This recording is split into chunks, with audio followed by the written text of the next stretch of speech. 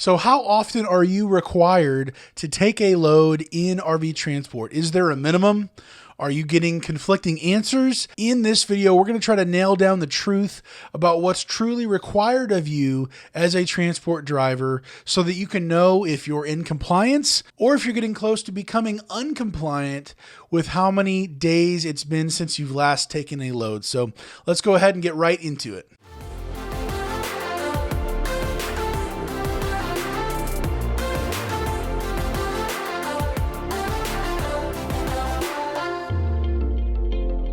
So wouldn't it be nice just to get a straight answer? Every 30 days, you have to take one load. Every 60, every 90, every 6 months, every year. Like, why can't we just get a straight answer? And maybe more importantly, why does it matter? Why does it change?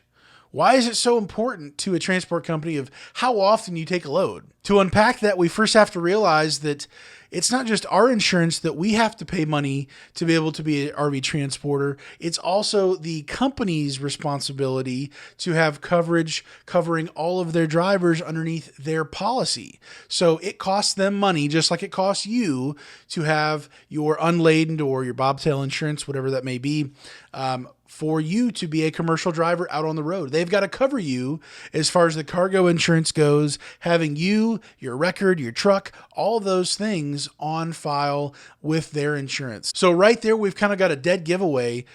It costs them money every single month to have you on their books, to have you on record being underneath their authority. So if you're not taking that many loads, if you're going months at a time, or a year at a time without taking a load, they're losing money. And they would be better off to cut you loose as a driver if you haven't taken a load in a long time, many days or months. It would be better for them to just cut you loose and they would save that money. So most transport companies, they do have a requirement, but sometimes the answer changes with how often you're required to take a load. Almost every transport company that I've heard of says one load every 30 days. And that's just kind of the standard industry at this point from what I hear. However, things do change throughout the year.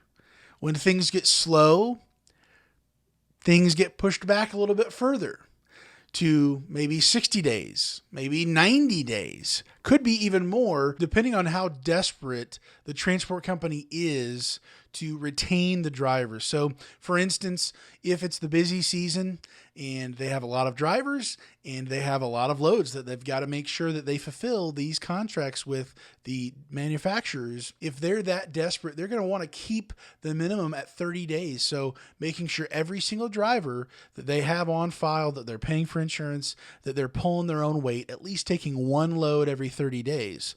Unlike maybe a slower season where they might not have enough loads to give every single driver at least one load, literally the minimum. They can't even fulfill their own requirement. So they're left with a choice of, do we either break our own rule and allow these people to go past 30 days, even though the minimum is at 30 days, or extending the minimum to a 60 or a 90 or maybe even more potentially is ultimately a better option.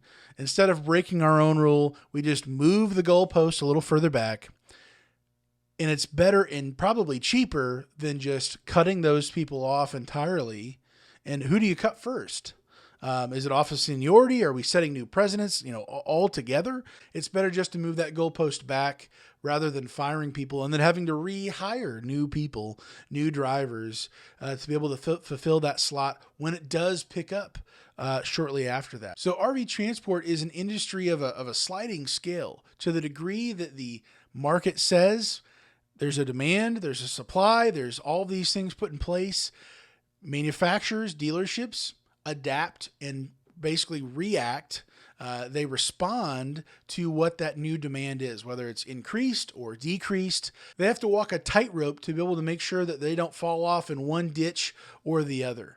They need to be able to make these quick policy changes to adapt just to be able to survive in the lower seasons so that they can thrive in the much busier seasons later on into the year. So this is why it can be kind of confusing in this industry because you might be getting conflicting answers. It's confusing to follow how quickly things rise and fall in this industry. We have a volatile industry that doesn't mean that things go to zero, and it might not go to the moon, but oftentimes it can be quickly up and down within this industry, within this market, and things do have to adapt pretty quickly. And so drivers not being informed or not being kept up to date with as far as communication goes, which often happens in this type of industry, we're the last to find out about it. We're the last to understand it. Why is this important? What does this have to do with me? Well, if there is a minimum and it's at every 30 days and it gets pushed back to 90 days, first of all, I would assume that that means that they're expecting a slowdown in the industry. So that's a key, red flag or light bulb, whatever you want to say. That should be an indicator to you as a RV transporter that if the transport company that you're a part of, that you're leased onto as a commercial driver, if they're expecting a slowdown and their minimums have just increased as far as how many days you can go without taking a load, maybe that should get the wheels turning thinking, there's probably going to be less work going on during this period of time while they have made the change for the policy to go from 30 to 90. If they were to make the change back to 30 days, that's another indicator. They're seeing things that we don't see as drivers. They're expecting things to start picking back up again because now they're going to say, okay, well, we're expecting a lot of loads, so we've got to tighten this thing up in the way that we have every driver all hands on deck because it's about to get real. And we can't have people going 45 days, 90 days, however much longer without taking a load. Not only is it about to get busier, but we need to make sure that people are actually active on the roster, that they haven't just completely fallen off and we're just wasting money. They want to make sure that they've got everybody on deck and everybody who is on the roster is able to actually take a load every 30 days so that they can reasonably predict or infer that they're going to be able to cover all of these loads that they have upcoming. So for you as a transport driver, seeing this process as things kind of slide back and forth between 30 and 90 days, that's generally what I hear. I haven't heard of another company that goes beyond 90 days, but generally it's between 30 and 90 days that most companies will require you to at least take one load. If this is just a side gig that you're extremely picky about where you go, when you go, and what you want to do, then this would probably be a season to do other things that you want to do throughout the year so that when the busier season is here, you're able to actually go the places you want to go, do the things you want to do, and be able to travel where you want to during the actual busier times when you have more options to even take a load. Next, if you're a full-time transporter in this industry, this is what you pay your bills with. This is the type of indicator that I would want to use to my advantage. If you were to simply ask your transport company that you're currently with, hey, what's our minimum requirement right now as far as how many loads we take in a certain amount of days? Is it 30? Is it 60? Is it 90? What does that look like for us right now? And for them to say 30 days, month after month, they say 30 days. And then we get to the slower season and they say, 60 days. Oh, it's 90 days now. That's a really good indicator that probably year after year, consistently being inconsistent, that this is a time period where you might want to kind of circle that and say, this is the time where I'm not going to have as many options. So the time where it is a minimal period, every 30 days, one load, for several months and months in a row, that's the period where you need to be hitting it even harder to the highest degree as possible. Those are the months that you want to be just booking it as hard as you can, pulling as many loads as possible, because there will come a time where they're going to make that switch. And it probably just happens when they see things that we still can't see, when contracts are complete, when they know loads are going to be slowing down in production, and they say, let's switch it to 90 days. By the time they do that, things are already in motion for things to start slowing down because they're already seeing things before we can. So I think whether you're a full-time RV transporter or you're doing this as a retirement gig, a side gig, just supplemental to your income, I think you can use this indicator as a good vantage point of saying, hey, where are we really at? Well, this is an indicator right in front of us that tells us what our transport company is really thinking without putting out a bulletin, without putting out an announcement email. This is an indicator by just simply asking, hey, how many days are we out? Are we on a 30-day, a 90-day basis? What does this look like for us? This is going to be able to tell you the things that most people won't tell you. So how often are we required to take a load in RV transport? The answer is yes. There's not going to be a firm answer. Throughout the year, things can change. They change, and we have to adapt and change with the transport company as they're adapting to the manufacturer, the market, everything going on in our economy.